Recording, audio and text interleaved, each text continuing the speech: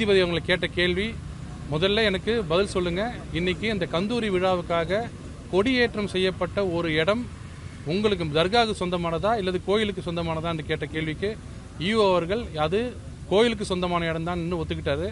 அதுக்கு அவங்க நீதியரசர் கேட்ட கேள்வி, அது தொடர்பாக நீங்க ஏதாவது ஒரு கம்ப்ளைண்ட் கொடுத்தீங்களா, இல்ல உங்களுக்கு ஏதாவது கம்ப்ளைண்ட் வந்துதான்னு கேட்டதுக்கு நான் கம்ப்ளைண்ட் கொடுக்கல, காரணம் ஒரு வாரமா எனக்கு உடம்பு சரியில்லை, நான் வேற யாரும் அங்கே நியமிக்கல, எனக்கு எந்த கம்ப்ளைண்ட்டும் வரலன்னு சொன்னாரு.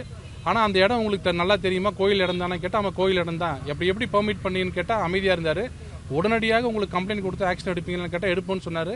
உடனே ஒரு கம்ப்ளைண்ட் கொடுங்க, போலீஸ் கமிஷனர் கூப்பிட்டு கம்ப்ளைண்ட் வந்தால் அது மேலே ஆக்ஷன் எடுங்கன்னு சொல்லி அதை சொல்லி விட்டாரு. இன்னொன்று ரொம்ப கடுமையாக அவங்க சொன்னது, 2 விஷயத்த நம்ம இன்னைக்கு கூட ஒரு அஃபிடவிட் ஃபைல் பண்ணல யாருமே. அவங்க 2 விஷயத்த நான் மறக்க மாட்டேன். ஒன்று, கமிஷனர் நான் இங்கே ஆர்டர் போட்டதுக்கு அப்புறம் கூட கலெக்டர் 144 போட்டு அங்கே நிறுத்துறாரு. கோர்ட் ஆர்டரை மீறி நிறுத்தக்கூடிய பவர் அவருக்கு யார் கொடுத்தது? ஒன்று, அதை நான் ஒத்துக்க மாட்டேன். இன்னொன்று, அடுத்த நாள் அந்த 144 நானே குவாஷ் பண்ணதுக்கு அப்புறம் கூட போலீஸ் கமிஷனர் அங்கே யாரும் உள்ள வரக்கூடாதுன்னு சொன்ன இந்த 2 செயல்களை மட்டும் என்னால் எக்காரணத்தை கொண்டு மன்னிக்க முடியாது. அதற்கு உண்டான ஆவணங்கள், அவங்க மன்னிப்பு, எந்த நிபந்தனையற்ற மன்னிப்பு கேட்கும் வரை அதை நான் விட முடியாதுன்னு சொன்னாங்க.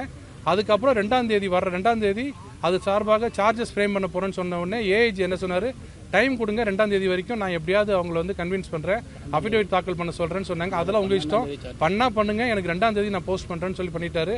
ரொம்ப கடுமையா அவங்க சொன்னது இந்த 2 விஷயம் தான். கலெக்டரையும் கேட்டாரு, கமிஷனரையும் கேட்டாரு. இந்த 2 விஷயத்தையுமே கலெக்டர் அவர்களே நீங்களா இந்த ஆர்டர் போட்டீங்களா, இந்த 144 ஆர்டர் நீங்களா போட்டீங்களா, யாராவது உங்களுக்கு அழுத்தம் கொடுத்தாங்களான்னு கேட்டதுக்கு கலெக்டர் நானா தான் போட்டேன் இந்த ஆர்டர்னு சொல்லிட்டாரு. அதே மாதிரி இனிகோ அவருக்கு போலீஸ் அவருக்கு கேட்டதுக்கு நானே தான் போட்டேன், யாரோட நிர்பந்தமும் கிடையாதுன்னு சொல்லிட்டாரு. ஈஓ அவர்களை கேட்டதுக்கும் யாரோட நிர்பந்தம் இல்லை, நாங்களா தான் இந்த ஆர்டர் போட்டோம்னு எல்லாரும் ஒத்துக்கிட்டாங்க. அப்போ அவங்க செய்த செயலுக்கு அவங்களே பொறுப்புன்றதை இன்னைக்கு ஒத்துக்கிட்டாங்க. ஆனால் அது கண்டெம்ட் வருமா வராதா அப்படிங்கிறத 2ஆம் தேதி நான் சார்ஜஸ் ஃப்ரேம் பண்ணுறதை வச்சு நான் சொல்கிறேன் அப்படின்னு சொல்லியிருக்காங்க. இதுலேருந்து ஒன்று என்னன்னா, எங்களுக்கெல்லாம் என்ன கேள்வி வருதுன்னா, அத்தனை பேர் இருக்க த்ரூ அவுட் இந்தியா முழுக்க இருக்கிற மீடியா முன்னாடி ஒரு போலீஸ் காவலர் அந்த கமிஷனர் என்ன வேணா பண்ணிக்கங்க, consequences we are ready to face the consequences சொல்லிட்டு இங்க பின்னாடி நாங்க பண்ணல, எங்களை விட்டுருங்க அப்படின்னு சொல்றதை எந்த வகையில் நம்ம ஏத்துக்க முடியாது. கண்டெம்ட்ன்றது கண்டிப்பா கோர்ட் எடுக்கும்.